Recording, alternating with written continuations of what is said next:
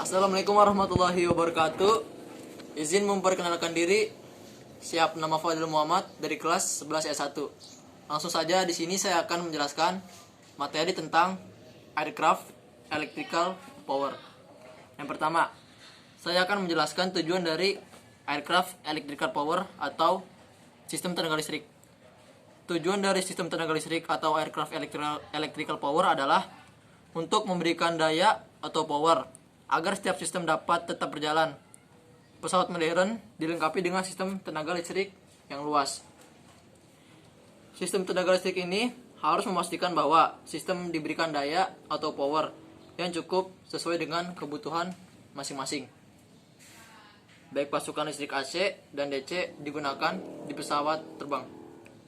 Tenaga listrik ini dibahas di unit 24 dari ATA strip 100. Sistem tenaga listrik dalam pesawat dibagi menjadi 3. Yang pertama, sumber listrik. Yang kedua, sistem distribusi. Yang ketiga, sistem proteksi atau pensinyalan. Materi selanjutnya, saya akan membahas power source. Sumber daya dibagi menjadi sumber daya untuk alternating current atau AC dan sumber daya untuk direct current atau DC.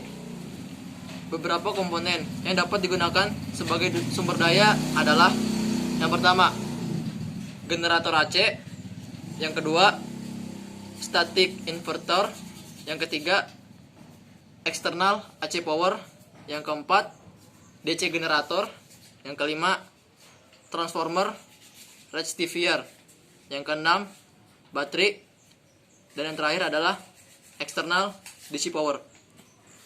Selanjutnya, generator AC. Generator AC memasok tenaga 3 fasa. Rotor berputar, menginduksi tegangan AC yang terpisah pada masing-masing coil. Ada 3 gulungan. 3 tegangan AC adalah 3 fase. Tegangan per fase adalah 115 volt.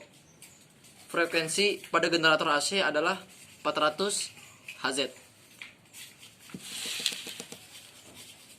Saya akan menunjukkan gambarnya.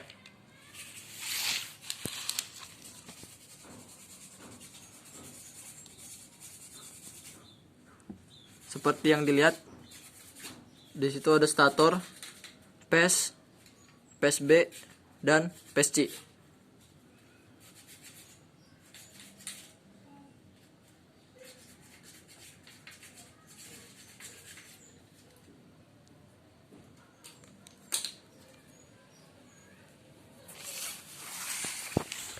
Selanjutnya saya akan membahas static inverter. Sebuah inverter statis mengubah daya DC menjadi AC.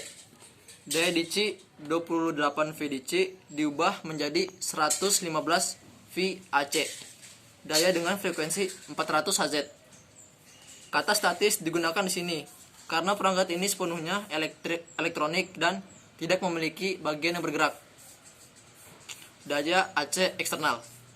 Dengan daya eksternal AC, tenaga berasal dari sumber luar pesawat seperti generator genset. Generator DC. Generator DC biasanya merupakan kombinasi starter dan generator. Untuk memulai mesin pesawat, generator diaktifkan sebagai starter. Setelah startup, generator DC digunakan sebagai generator lagi. Kelemahan dari generator ini adalah pemeliharaannya lebih tinggi karena dilengkapi dengan sikat korban dan konstruksi beratnya. Salah satu keuntungannya adalah bahwa sebuah generator